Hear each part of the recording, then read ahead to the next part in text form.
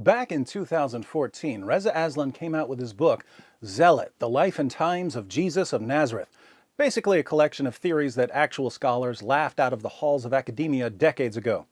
Unfortunately, I keep making the mistake of thinking that if a book is based on an absurd theory, readers will eventually catch on and stop taking it seriously.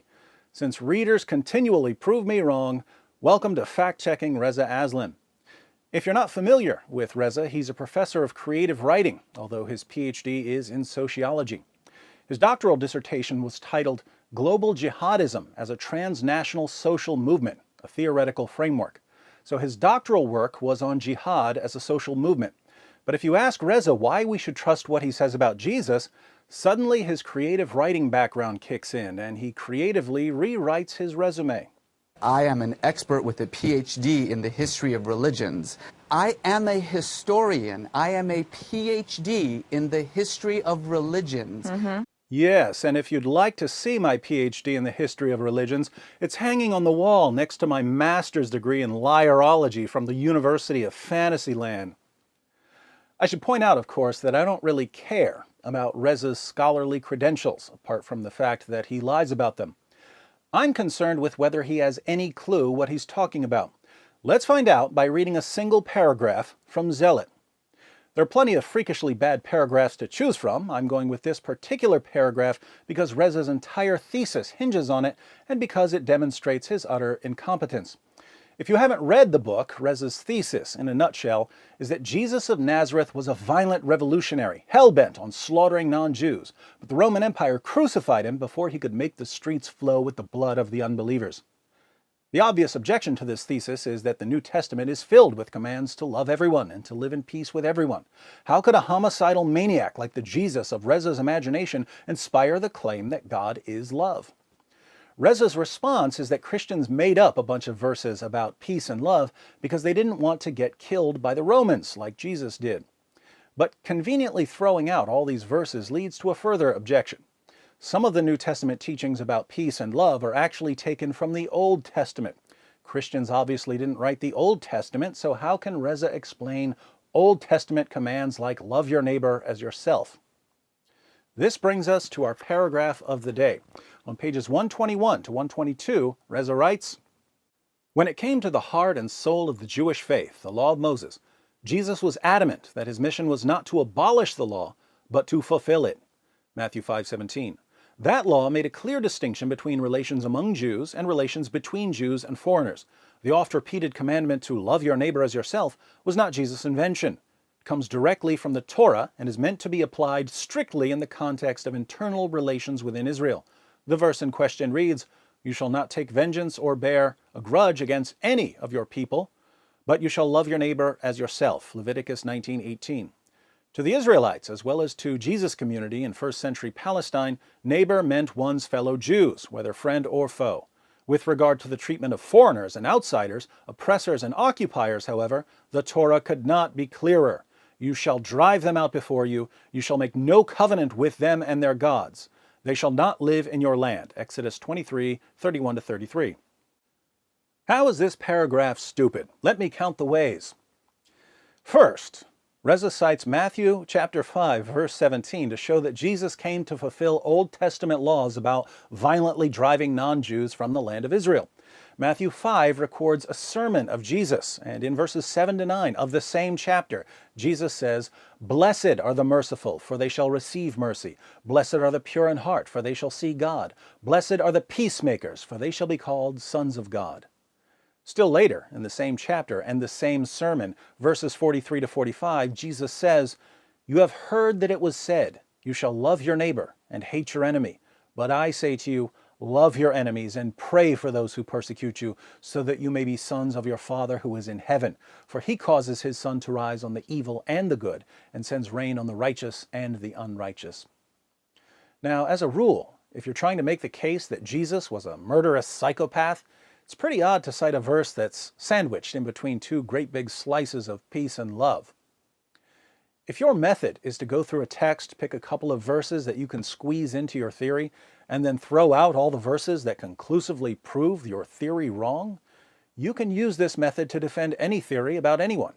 And if your method can be used to defend any theory, no matter how ridiculous, probably time for a new method. To be clear, I am a scholar of religions with 4 degrees, including one in the New Testament and fluency in Biblical Greek. My job as a scholar of religions with a PhD in the subject is to write about religions.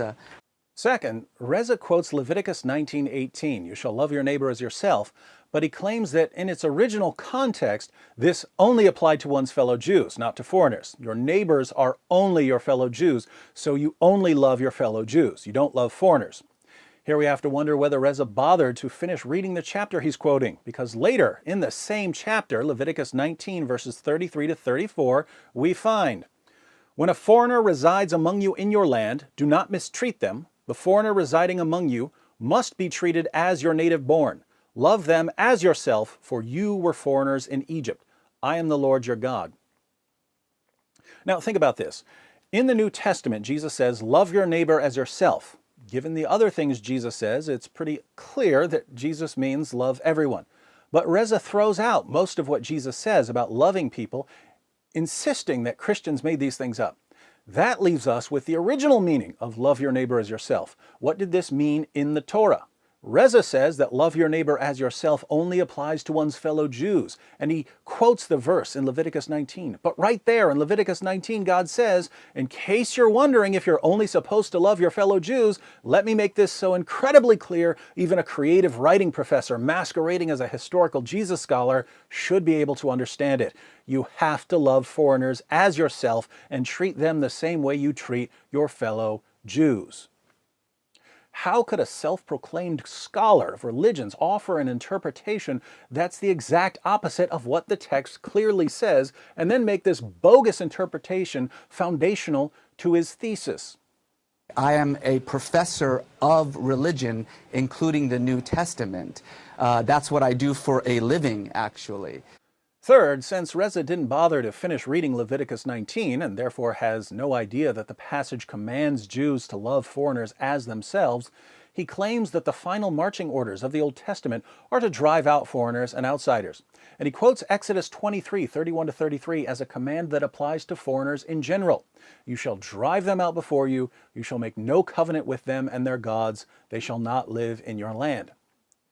Here again, we have to wonder if Reza bothered to read the chapter he's quoting to show that foreigners were to be driven from the land, since in the very same chapter, Exodus 23 verse 9, God says, "Do not oppress a foreigner. You yourselves know how it feels to be foreigners, because you were foreigners in Egypt."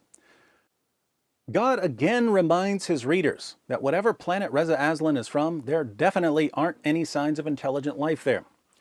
But it gets worse. The command to drive them out has absolutely nothing to do with being a Jew or not being a Jew. This command refers specifically to driving out the Canaanites, and it wasn't because of their non-Jewishness. They were to be driven out because of their practices, which, according to the Bible passages that explain why they had to be driven out, included sacrificing their children to the god Moloch, ritual sex with animals, and men having sex with their own mothers.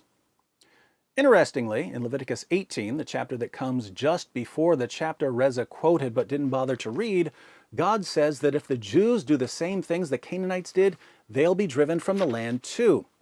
After listing the charges against the Canaanites, God tells the Israelites, "Do not defile yourselves in any of these ways, because this is how the nations that I am going to drive out before you became defiled. Even the land was defiled, so I punished it for its sin, and the land vomited out its inhabitants. But you must keep my decrees and my laws. The native-born and the foreigners residing among you must not do any of these detestable things, for all these things were done by the people who lived in the land before you, and the land became defiled. And if you defile the land, it will vomit you out as it vomited out the nations that were before you." So the Canaanites were to be driven out because of their actions, not because of their ethnicity. God tells the Jews that he will treat them in exactly the same way if they do the same things, and God says that the foreigners living with the Jews have to avoid these things as well. Not a word about driving out foreigners simply for being foreigners. In fact, just the opposite. The Torah assumes that there will be foreigners living among the Jews and orders the Jews to love them and not mistreat them. How could someone who constantly brags about being a scholar of religions get so much wrong in a single paragraph, especially a paragraph that's essential for the thesis of his book. Reza's imaginary PhD in the history of Western religions supposedly makes him an expert not only in historical Jesus studies, but also in Judaism, so how could he not even have a basic knowledge of the Torah? Well, there are only two possibilities here. We'll call this the Reza dilemma. Reza is shockingly ignorant. He doesn't know what he's talking about. Research for his book consisted of Google searching for verses that he could use, but didn't extend to, reading whole chapters. Or Reza does know what these passages say. He is the scholar he claims to be, but he's deliberately distorting the passages in order to deceive his gullible readers. So which is it? Is Reza ignorant or deceptive? There's no third possibility here. You can't be both well-informed and honest and make the sort of mistakes Reza makes. Normally, I would be charitable and conclude that a writer is simply ignorant. But Reza is so adamant that he's a scholar. He might be more offended at being called ignorant than it being called deceptive. So now we have to ask, why would a Muslim writer want to portray Jesus as a violent revolutionary obsessed with killing outsiders? Because at the end of the day, the goal of Muslim apologists in the West is to make Muhammad sound more like Jesus and Jesus sound more like Muhammad. There's a massive gulf between Jesus' command to love your enemies and Muhammad's command to fight those who do not believe in Allah. If you can make Jesus sound like a killing machine, Muhammad won't sound so bad by comparison. The difference between Reza and Muslim apologists who share his goal is that Reza focuses on dressing his claims up in scholarly garb so that he can pretend his conclusions are the result of a careful and sober examination of the facts.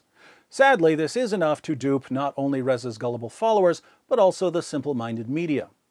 Welcome back, my guest tonight.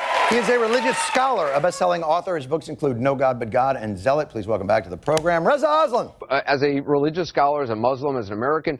Author and religious historian Reza Aslan. Unfortunately for Reza, by making so many blunders, even in a single paragraph, by showing that he doesn't even finish reading the chapters he's quoting, by concluding the exact opposite of what anyone with the ability to read would conclude, he makes it very easy for someone to come along, quote the verses that contradict his thesis, demonstrate that he's either unfathomably ignorant or deliberately deceptive, and prove to anyone with any noticeable degree of intellectual integrity that the scholarship that went into Zealot ranks right up there with the scholarship that went into the Da Vinci Code. Anyone who thinks that this book is an attack on Christianity has not read it yet.